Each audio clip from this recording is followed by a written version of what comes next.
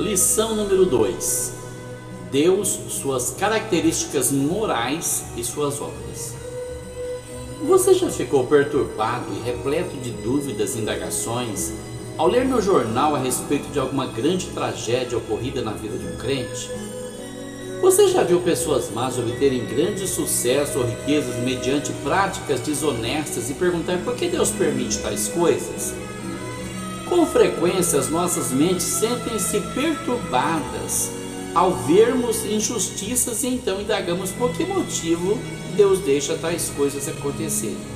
Quando compreendemos mais claramente as características morais de Deus, o seu amor, a sua santidade e como Ele atua nesse mundo, então descobrimos que há um propósito para todas as coisas que acontecem conosco.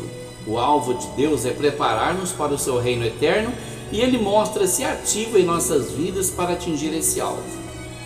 Nesta lição número 2, estudaremos as características morais de Deus e veremos que aquele que nos criou mantém-se ativo em sua criação, provendo tudo quanto é necessário para conduzir-nos ao seu reino de amor. Contudo, Ele permite que tomemos as nossas próprias decisões e que arquemos com a responsabilidade pelas escolhas que fazemos. Abramos a Ele os nossos corações enquanto consideramos, nesta parte do nosso estudo, o quanto Ele nos ama e como Ele governa a sua criação. O primeiro tópico do nosso estudo é sobre as características morais de Deus. Na primeira lição, estudamos as características da natureza de Deus e os seus atributos naturais. Agora queremos considerar as suas características morais. Essas são as características reveladas no trato de Deus com os homens e as mulheres, e incluem a santidade e o amor de Deus. Em primeiro lugar, vamos falar a respeito da santidade de Deus. Através de qual característica você gostaria de ser conhecido em sua vizinhança? Por ser mão fechada? Por gostar de falar mal da vida alheia? Por ser uma pessoa boa? Por ser amável com os outros? Pois é, Deus se interessa em ser conhecido entre as nações por uma de suas características específicas, a santidade. Ele queria ser chamado de o Santo. Pode conferir Ezequiel capítulo 39, versículo 7. Temos aprendido que é impossível Deus incorrer em algum equívoco intelectual, porque Ele sabe todas as coisas. Por causa da sua santidade, também é impossível que Ele caia em algum erro moral. A santidade é a característica de Deus que exprime a perfeição de tudo quanto Ele é. A santidade é a base de todas as suas ações. Assim sendo, tudo quanto Deus faz é bom, é direito e é justo. A palavra santidade contém a ideia de separação. Diferentemente do que muitas pessoas imaginam, que santo é um ser poderoso que habita num lugar majestoso e que ajuda os pecadores. Não é nada disso. Santo é uma pessoa separada. O perfeito ser divino está separado de todas as pessoas malignas e de todo o mal, estando exaltado muito acima de tudo isso. No entanto, embora Deus seja perfeitamente santo e separado de suas criaturas, Ele mantém um certo relacionamento com o seu povo, por causa disso está sempre bem perto deles. Mais adiante, vamos ver como isso é possível. Podemos observar a santidade de Deus em cada uma de suas ações ou atitudes. A santidade de Deus inclui o amor por aquilo que é bom e o seu ódio por aquilo que é mal. Portanto, o Senhor deleita-se na probidade e na bondade, e Ele se separa do mal e condena o mal. O fato de Deus se separar das pessoas é algo necessário por causa da pecaminosidade humana, ou seja, todo ser humano comete pecado de uma forma ou de outra. O único ser humano perfeito e sem pecado foi o seu Filho, Jesus Cristo. Mas nenhum outro ser humano passou por esse mundo sem pecar. Essa verdade é salientada por muitas vezes no Antigo Testamento. Deus diz para Moisés levantar uma cerca em redor do Monte Sinai, quando saía do Egito, quando se preparava para ir para a terra de Canaã, Você pode conferir em Êxodo capítulo 19, versículo 12, versículo 13, versículo 21 até o 25. Ele queria que a nação de Israel percebesse que os homens que são pecadores precisam estar separados do Deus Santo. A separação entre Deus e os pecadores também pode ser vista no simbolismo da tenda, ou tabernáculo, se preferir, que Deus disse para Moisés levantar no deserto. Um aposento muito especial do tabernáculo era fechado com cortinas. Pode conferir Êxodo capítulo 26, versículo 33. Somente uma pessoa tinha permissão de entrar nesse aposento do tabernáculo. Um sacerdote santificado que podia entrar ali uma vez por ano a fim de borrifar sangue sobre o propiciatório. Conferindo Levítico capítulo 16, o sumo sacerdote fazia assim para expiação pelos pecados do povo na presença do Deus Santo. Dessa maneira o povo podia ver o quanto Deus odiava os seus pecados. Há muitas referências no Antigo Testamento que salientam a santidade divina.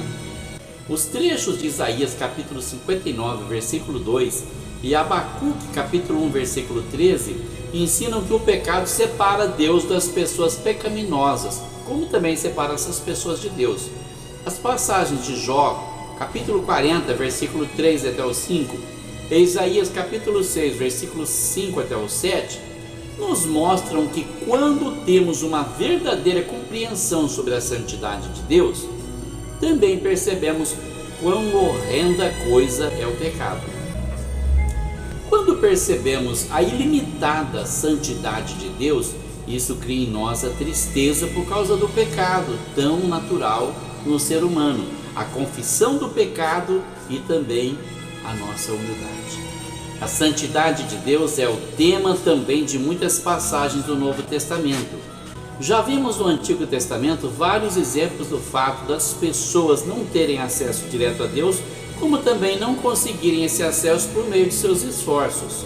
No Antigo Testamento, um sacerdote santificado aproximava-se da presença de Deus a fim de fazer expiação pelos pecados do povo. Mas agora uma expiação definitiva foi feita através do sacrifício do próprio Filho de Deus, Jesus Cristo.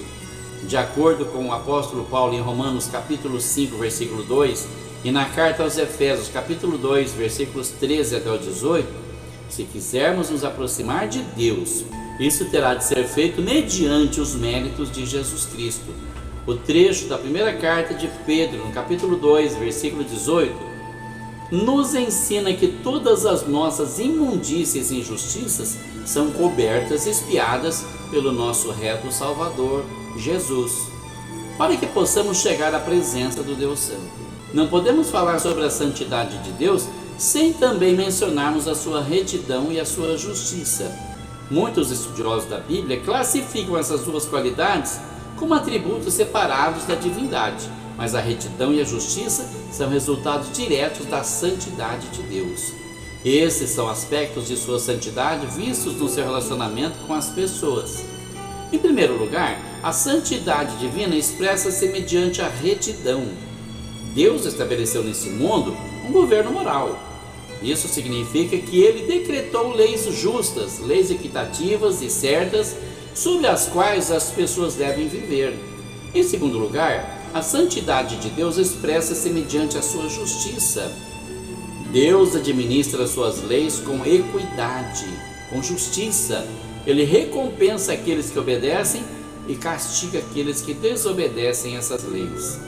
A retidão divina é demonstrada por seu amor à santidade em seu povo. Deus não somente é santo, mas também requer que o seu povo seja santo. Sua justiça é demonstrada pelo fato de ele julgar o pecado. Visto que Deus não pode tolerar o pecado, por isso mesmo deve punir aqueles que pecam. A santidade é uma qualidade da vida cristã que envolve mais do que não fazer o que é errado. Ela expressa-se sob a forma de ações corretas quando fazemos aquilo que o amor de Deus nos leva a fazer pelas outras pessoas. Isso produz em nós o interesse pelas pessoas que nos cercam. Por exemplo, podemos manter a nossa obediência a Deus enquanto ministramos as necessidades de outras pessoas, não precisamos transigir os princípios cristãos a fim de servir a outras pessoas. A parábola que Jesus contou, registrada em Lucas capítulo 10, versículo 29 até o 37, ilustra o ideal cristão, o padrão da perfeição com o qual deveríamos nos identificar, e ao mesmo tempo demonstra o tipo de atividades que exprime o nosso ideal de maneira prática no trato com os nossos semelhantes.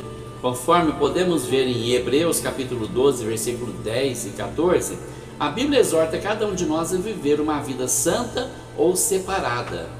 Uma pessoa pode obedecer a esse mandamento e ao mesmo tempo envolver-se na vida em comunidade, conforme Jesus ensinou em Mateus capítulo 5, versículo 13 até o 16. Esse trecho bíblico ensina que não devemos perder a nossa santidade, mas antes devemos servir de exemplo para as outras pessoas.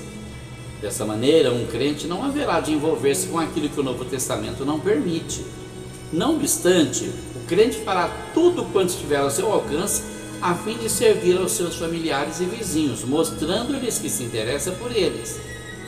De acordo com a palavra de Deus, aquele que não disciplina de maneira coerente os seus filhos, contribui para a morte deles, conforme Provérbios capítulo 19, versículo 8. As passagens de Hebreus capítulo 12, versículo 6 e Apocalipse capítulo 3, versículo 19 ensinam que Deus disciplina aqueles a quem Ele ama. Se amamos realmente aos nossos filhos, então haveremos de discipliná-los visando o próprio bem deles.